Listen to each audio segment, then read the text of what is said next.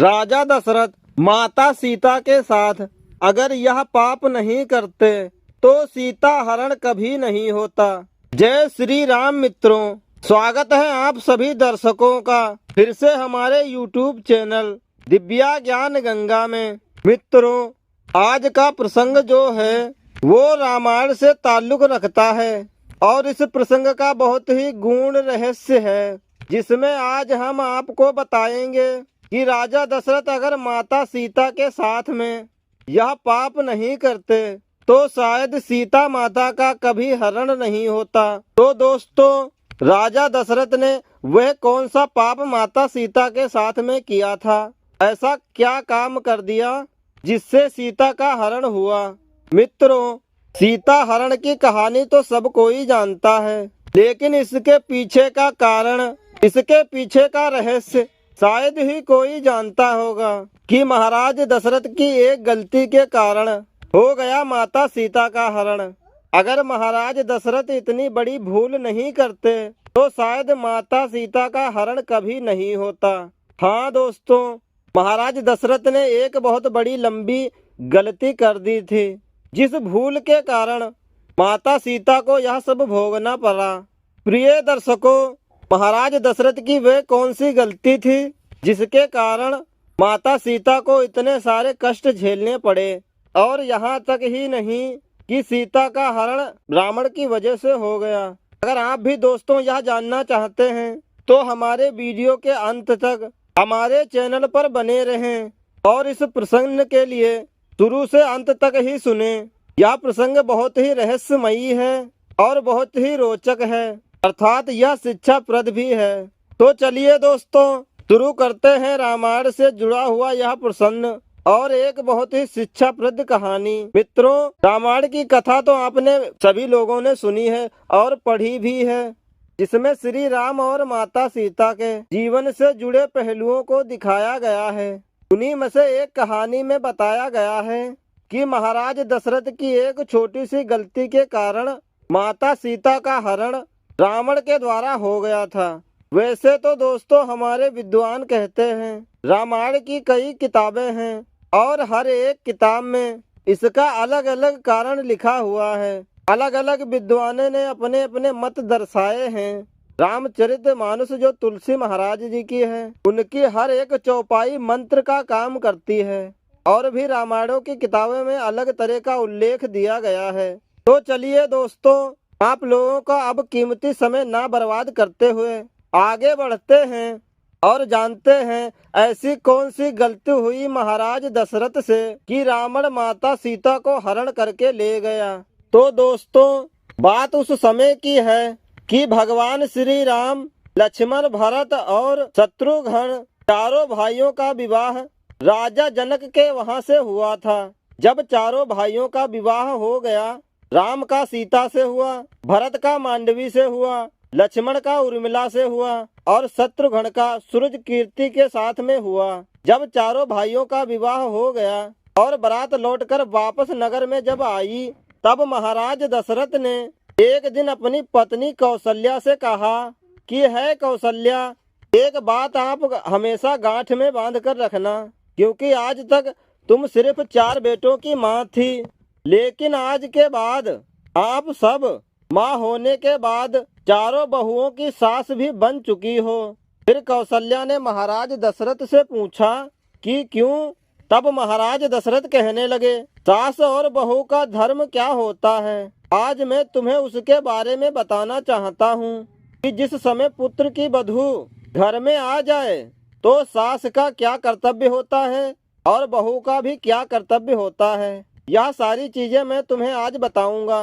अवध नरेश दशरथ माता कौशल्या से कहते हैं कि हे रानी, सास का धर्म बनता है कि उसका ख्याल रखें। जैसे गोस्वामी तुलसीदास रामचरितमानस कहते हैं कि पर लड़कनी वधू घर आए, राखो नैन पलक के नाए, यानी कि दूसरे की बेटी हमारे घर में जब बहू बन के आती है तो सास का धर्म बनता है कि उसकी रक्षा ठीक उसी प्रकार करनी चाहिए जैसे आंखों की रक्षा पलक करने का तैयार रहती है। उसके बाद में महाराज दशरथ ने यह उपकार दिया और बहुत सारे उपकार दिए, बहुत तरीके से उन्हें उनका धर्म समझाया।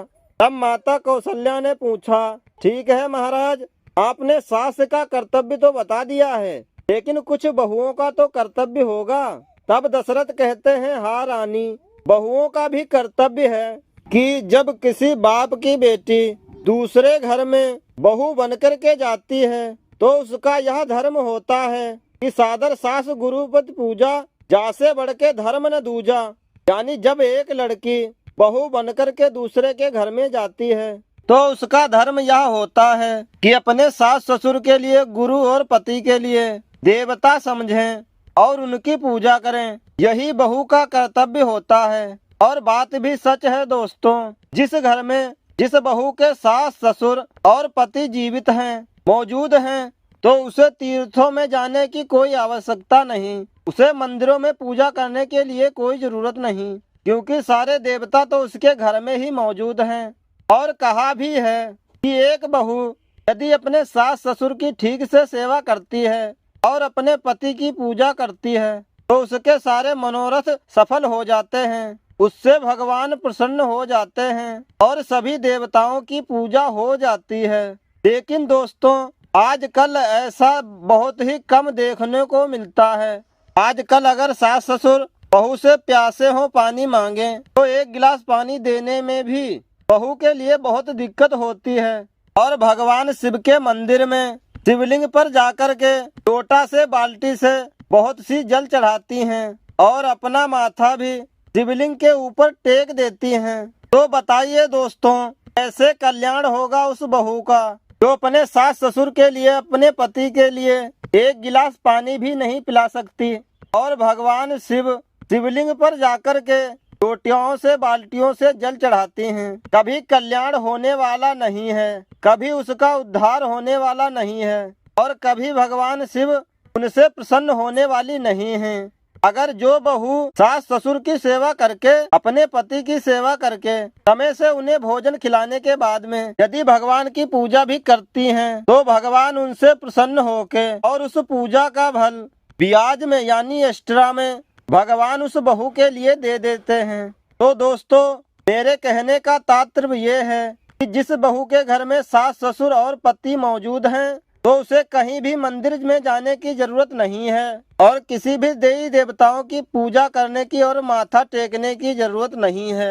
इस तरह से महाराज दशरथ ने कौशल्या के लिए बताया कि बहू का धर्म यह होता है और तुम सास जो बनी हो तुम्हारा धर्म यह होता है। दोस्तों, उसके बाद कुछ दिन ऐसे ही निकल जाते हैं। फिर एक दिन महाराज दशरथ के मन में एक बात आई। महाराज दशरथ ने विचार किया कि क्यों ना मैं अपनी चारों बहुओं की परीक्षा ले लूं कि मेरी कौन सी बहू कितनी चतुर है। तो महाराज दशरथ ने अपने चारों बहुओं को यानी सीता, मांडवी, श्रित, कीर्ति और लक्ष्मण की पत्नी उर्मिला, इन चारों को अपने पास में बुलाया और चारों को पास में बुला करके एक बात कही कि देखो बेटी, तुम चारों मेरी पुत्री के समान हो, मेरी पुत्री तो हुई ही, मेरा एक आदेश मानोगी। चारों बहुएं जो थी वे खड़े होकर पूछने लगी और कहने लगी, कहिए पिताजी, क्या आदेश है हमारे लिए। तब महाराज दशरथ ने कहा कि हे पुत्री, आज तुम चारों अलग अलग रसोई बनाओगी और सुंदर सुंदर स्वादिष्ट भोजन बनाओगी। तुम चारों अपने अपने हाथ से मेरे लिए खाना बनाकर लाओगी और फिर देखते हैं कौन सी बहू कितनी चतुर है और कितनी जल्दी कौन सी बहू खाना बना लाती है और कितना स्वादिष्ट भोजन बनाती है। प्रिय दर्शकों, राजा दशरथ के इतना कहने के बाद में अब चारों बहुएं वहां से चली जाती हैं। सभी के दिमाग में यह बात आई कि मैं पहले पहुंच जाऊं तो मैं पहले पहुंच जाऊं। चारों के दिमाग में यही बात आ रही थी कि मैं पहले पहुंच जाऊं, मैं खाना पहले लेकर के पहुंच जाऊं। और उन सभी ने भोजन बनाना शुरू कर दिया। 56 प्रकार के व्यंजन बना करके तैयार किए। तो सबसे पहले भरत की पत्नी मांडवी खाना लेकर के आई। उन्होंने बहुत अच्छे से थाली को सजा लिया सारी थाली में तरह तरह के पकवान रखे हुए थे और ले जाकर के थाली को महाराज दशरथ के सामने रख दिया। मित्रों, जिस चौकी पर महाराज दशरथ बैठे हुए थे वहीं उन्होंने थाली ले जाकर के रख दी और कहा कि पिताजी भोजन करिए। लेकिन मांडवी एक चीज भूल गई थी कि खाना खाने वाले को खाना देने से पहले पानी भी दिया जाता है। दोस्तों, महाराज दशरथ ने देखा कि भरत की पत्नी आई है तो चलो कोई बात नहीं, अभी छोटी है, नादान है, शायद अकल आ जाए। महाराज दशरथ ने मांडवी के हाथ से भोजन की थाली ले ली और वहीं पर रख ली और बोले, बेटी तुम जाओ, हम थोड़ी देर में भोजन कर लेंगे। फिर दोस्तों, अब तक लक्ष्मण की पत्नी उर्मिला चली आई। उन्होंने भी बहुत जल्दी जल्दी से भोजन बनाया था। उर्मिला ने भी एक थाली में भोजन सजाया, साफ सफाई भोजन का थाली अच्छे से लगाया और थाली सजाने के बाद उर्मिला भी भूल गई महाराज दशरथ को पानी देना है। दोस्तों, उर्मिला भोजन की थाली लेकर के महाराज दशरथ के पास में पहुंच गई। अब महाराज दशरथ समझ गए कि लगता है ये बहू भी बिल्कुल ऐसी ही है। मित्रों, ये बात भी सच है, अगर किसी को भोजन दिया जाता है तो भोजन कराने वाले को भोजन देने से पहले पानी जरूर देना चाहिए। लेकिन उर्मिला भी भूल गई थी। महाराज दशरथ ने उनके हाथों से भी थाली ले ली और बोले, बेटी आप भी जाओ, भोजन हम कर लेंगे। दोस्तों, उर्मिला जो थी वो अपने घर के लिए अंदर चली जाती है। अब दोस्तों, तीसरे नंबर पर शत्रुघ्न की पत्नी कीर्ति आई और जल्दी जल्दी में उन्होंने भी भोजन बनाया। भोजन इतना सुंदर और स्वादिष्ट बनाया जिसका कोई जवाब नहीं था। लेकिन उनसे भी एक गलती हो गई। उनसे गलती यह हो गई कि श्रुत कीर्ति हाथ में भोजन की थाली लेकर के चली, लेकिन महाराज दशरथ को जल्दीबाजी में जल देने को भूल गई। अब महाराज दशरथ ने श्रुत कीर्ति के हाथ से भी भोजन की थाली ले ली और वहीं पर रख ली और वहीं पर रखने के बाद में कहा कि पुत्री आप भी जाइए, हम थोड़ी देर में भोजन करेंगे। दोस्तों, श्रुत कीर्ति भी जो थी वो भी वहां से चली गई। तीनों थाली महाराज दशरथ ने रख ली। भरत की पत्नी की थाली, लक्ष्मण की पत्नी की थाली और शत्रुघ्न की पत्नी की, तीनों की थाली महाराज दशरथ ने अपने पास में ही रख ली। लेकिन महाराज दशरथ किसी में से एक भी निवाला भोजन नहीं किया। अब महाराज दशरथ को इंतजार था माता सीता का। वे विचार कर रहे थे, जैसा भोला भाला मेरा बेटा राम है और मुझे लगता है उनकी पत्नी भी सीता भी उतनी ही भोली भाली है, क्योंकि बाकी बहू थोड़ा थोड़ा चतुर थी, इसलिए भोजन बना कर के जल्दी लेकर आ गईं। दोस्तों, उधर जगत भवानी माता सीता ने बहुत सुंदर तरीके से भोजन बनाया और इतने सुंदर तरीके से कि जिस भोजन में से अलग ही कुछ सुगंध आ रही थी। और माता सीता ने एक थाली में भोजन लगाया, 56 प्रकार के व्यंजनों को एक थाली में सजाया और अपने हाथ में थाली उठा करके चलने के लिए तैयार हुई। तब तक माता सीता को ध्यान में आ गया कि किसी को भोजन देते हैं तो भोजन देने से पहले पानी भी दिया जाता है। अब माता सीता ने विचार किया कि मुझे पहले से ही इतनी देर हो गई है और मेरी तीनों बहनें ससुर जी के पास भोजन लेके पहुंच गई होंगी, मेरे पिताजी मेरे बारे में क्या सोचते होंगे। तब माता सीता ने कौन सा काम किया। सीता माता ने भोजन की एक हाथ में थाली और दूसरे हाथ में जल का लोटा लिया। महाराज दशरथ बीच चौकी में बैठे हुए देख रहे थे और रसोई से जैसे ही माता सीता एक हाथ में भोजन की थाली लेकर दूसरे हाथ में जल का लोटा लेकर रसोई की चौखट से एक पैर अंदर और एक पैर बाहर रखती हैं, तब महाराज दशरथ की नजर उन पर पड़ गई कि सीता तो आ गई, लेकिन मुझे लगता है वे थोड़ी देर में जरूर आई हैं। लेकिन मेरी बड़ी बहू बहुत ही चतुर है, वे एक हाथ में जल का लोटा और एक हाथ में भोजन की थाली लेकर के आ रही हैं। मित्रों, तब क्या हुआ, माता सीता ने भी देख लिया कि पिताजी मुझे देख रहे हैं, पता नहीं क्या जवाब देंगे। ऐसे विचार सोचती हुई माता सीता चली आई। तब तक क्या हुआ मित्रों, थोड़ा सा हवा का झोंका आया और हवा के साथ एक तिनका उड़ता हुआ आ रहा था। ऐसे में महाराज की नजर सीता पर थी और सीता माता की निगाह उस तिनके पर। माता सीता तिनके को देखकर सोच रही हैं कि अब मैं क्या करूं। इतने में ही दोस्तों वे तिनका उड़कर खाने की थाली में गिर गया। मित्रों, कहते हैं होनी को कोई टाल नहीं सकता।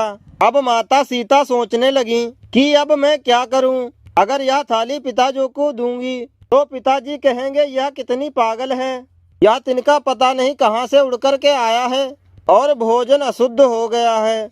अगर मैं वापस जाती हूँ तो पिताजी कहेंगे कि एक तो यह आई इतनी देर से और अब पता नहीं क्या भूल गई है कि दोबारा लेने गई है। और तीसरी बात कि मेरे दोनों हाथ घिरे हुए हैं, मेरे एक हाथ में तो थाली है और एक हाथ में जल का लोटा। अब इस तिनको को उठाऊं तो उठाऊं कैसे। प्रिय दर्शकों, माता सीता कोई साधारण स्त्री नहीं थी, माँ भवानी थी। भवानी माता को ऐसी बातें सोचते सोचते क्रोध आ गया और इतना क्रोध आया कि माता सीता की दृष्टि उस तिनके पर पड़ी तो उस तिनके को राख बना करके उड़ा दिया। यह सब कुछ महाराज दशरथ ने अपनी आंखों से देख लिया। अब माता सीता ने उस तिनके को तो राख बनाकर उड़ा दिया।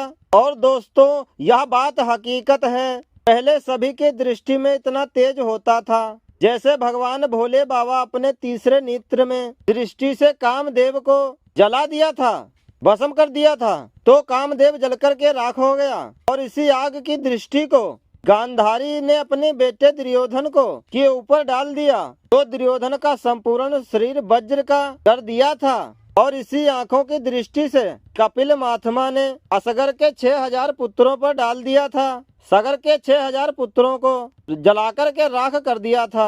अब दोस्तों, महाराज दशरथ ने अपनी आंखों से यह सब देख लिया। महाराज दशरथ के सामने माता सीता जाकर के जल का लोटा रखा और थाली हाथ में लेकर के पिताजी की तरफ की ओर बोली, पिताजी भोजन करो। महाराज दशरथ ने भोजन की थाली हाथ में ले ली और थाली को हाथ में लेकर थाली को रख दिया। तब महाराज दशरथ से सीता माता ने कहा, पिताजी कोई गलती हो गई है क्या, मुझसे आप भोजन क्यों नहीं कर रहे हो। तो महाराज दशरथ ने कहा कि पुत्री सीता, मैं तेरे हाथ का भोजन नहीं करूँगा। तब माता सीता घबरा गई और बोली, पिताजी ऐसी कौन सी भूल हमसे हो गई है जो आप मेरे हाथों का भोजन करना नहीं चाहते। तब महाराज दशरथ ने कहा, पुत्री मैं तुम्हारे हाथ का भोजन नहीं कर सकता। माता सीता ने कहा, क्यों नहीं करेंगे पिताजी। तब महाराज दशरथ ने कहा, पुत्री मैं तुम्हारे हाथ का भोजन तब तक नहीं करूँगा जब तक तुम मुझे एक वचन नहीं दोगी। महाराज दशरथ की बात सुनकर के माता सीता ने विचार किया कि आखिर यह मेरे ससुर हैं, मेरे पिता के समान हैं, पता नहीं क्या मांगेंगे। माता सीता ने कहा, आप जो कहेंगे पिताजी, जो वचन मुझसे मांगेंगे मैं वही दूंगी, लेकिन पहले आप भोजन कीजिए। महाराज दशरथ ने कहा, पुत्री तेरे हाथ का भोजन तो कर लूंगा, लेकिन मैं यह वचन लेना चाहता हूँ। सबसे पहले मुझे वचन दे, तभी मैं यह भोजन करूँगा। तब माता सीता ने कहा, आप कहिए पिताजी, आप क्या मांगना चाहते हो। तब दशरथ कहते हैं, हे पुत्री, अभी आज इसी समय मेरे सामने खड़े होकर यह एक प्रतिज्ञा कर। सीता माता ने पूछा, कौन सी प्रतिज्ञा। तो वे बोले, अभी मैंने अपनी आंखों से देखा कि भोजन की थाली में कि एक तिनका गिरा था और उस तिनके पर अपनी तुमने दृष्टि डाली कि उस तिनके को राख बना दिया। तो आज तुम मुझे वचन दो, तू आज के बाद कभी भी किसी के ऊपर कभी दृष्टि नहीं डालोगी। माता सीता उसी समय अपने ससुर महाराज को यह वचन देती हैं कि पिताजी आप चिंता ना करिए, अगर आप ऐसा ही सोचते हैं तो मैं यह वचन देती हूँ कि आज के बाद में मैं कभी भी जीवन में किसी के ऊपर अपनी दृष्टि नहीं डालूंगी। प्रिय दर्शकों, अब सवाल आता है, महाराज दशरथ ने वचन लिया ही क्यों। महाराज दशरथ समझते थे कि मेरे सबसे बड़े पुत्र जो राम हैं वो थोड़े सुशील सज्जन हैं, तो किसी दिन पति पत्नी में कोई अनबन हो गई, अगर सीता को क्रोध आ गया तो क्रोध में आकर आखिर आंखों की दृष्टि को मेरे पुत्र के ऊपर डाल दिया तो मेरे 3 ही पुत्र रह जाएंगे। फिर माता सीता ने यह वचन देते हुए कहा कि आज के बाद मैं अपने जीवन में कभी भी किसी के ऊपर अपनी दृष्टि नहीं डालूंगी, क्रोध की दृष्टि कभी नहीं डालूंगी। तो दोस्तों इसी तरीके से जिस समय माता सीता लंका में थी रावण के यहाँ, तो रावण सीता को धमका रहा होता है, एक बार मेरी तरफ देखो तो सही। माता सीता एक तिनके की तरफ देख कर के सोचती हैं कि अरे तिनके, अगर तू उस दिन मेरा बैरी न बना होता, मेरे पिता समान मेरे ससुर मुझसे यह वचन न लेते, तो शायद यह रावण मुझे आज ना धमका रहा होता। इसे तो मैं कब का जलाकर राख बना देती और ना मेरा ये हरण कर पाता। तो दोस्तों महाराज दशरथ की इस गलती के कारण सीता जी खुद से रावण से मुक्त क्यों नहीं करवा पाई, आप लोग समझ गए। और रावण ने सीता का हरण बड़ी ही आसानी से कर लिया। अगर मित्रों यह राजा दशरथ सीता के साथ में यह काम ना करते, यही काम दशरथ का पाप बन गया। अगर यही पाप माता सीता के साथ राजा दशरथ ना करते तो शायद सीता का हरण नहीं होता, रावण सीता को उठा करके नहीं ले जा पाता। अगर सीता जी रावण की तरफ अपनी दृष्टि डाल देती तो रावण जलकर के भस्म हो जाता। उस रावण की क्या औकात थी जो सीता को हाथ लगा देता और सीता का हरण कर लेता। कोई औकात रावण की नहीं थी, क्योंकि जो सीता जो थी जगत भवानी जगदम्बा थी, कोई साधारण नारी नहीं थी। इसीलिए दोस्तों सीता माता शोक वाटिका में पहुंच जाती हैं और रावण बार बार जाता है और कहता है कि सीता एक बार तो मेरी तरफ देख लो। तभी माता सीता तिनका को हाथ में ले लेती हैं और उसकी ओट कर लेती हैं। कहती हैं तिनका से, अरे दुष्ट बैरी, उस दिन तू हमारा बैरी न बन गया होता, अपने पिता समान ससुर को मैंने वचन न दिया होता, तो यह रावण की क्या मजाल थी जो हमसे बार बार कह रहा है मेरी तरफ एक बार देख तो लो, अपना चेहरा तो दिखा दो, कब का मैंने इसको झलाकर भस्म कर दिया होता। तो दोस्तों अब तो आप जान ही सके हैं रामायण के रहस्यमयी प्रसंग के माध्यम से कि राजा दशरथ से कौन सा पाप हो गया था, कौन सा ऐसा काम किया था जो हमने इस वीडियो के माध्यम से आप तक पहुंचाया है कि राजा दशरथ ने माता सीता के साथ में यह काम किया और यही काम पाप बन गया, जिससे माता सीता का हरण हो गया। अगर दशरथ महाराज से यह पाप ना हुआ होता तो माता सीता का हरण कभी नहीं होता। तो दोस्तों उम्मीद करता हूँ यह जानकारी आपके बहुत ही समझ में आई होगी और अच्छी भी लगी होगी। अगर यह जानकारी आपको अच्छी लगी है तो चैनल को सब्सक्राइब अवश्य करें और वीडियो को एक लाइक करें। अगर कहानी पसंद ना आई है तो प्लीज कमेंट में हमको जरूर बताकर जाएं। मिलते हैं दर्शक बंधुओं एक नई जानकारी के साथ में एक नए वीडियो में। तब तक के लिए राम राम, जय सिया राम।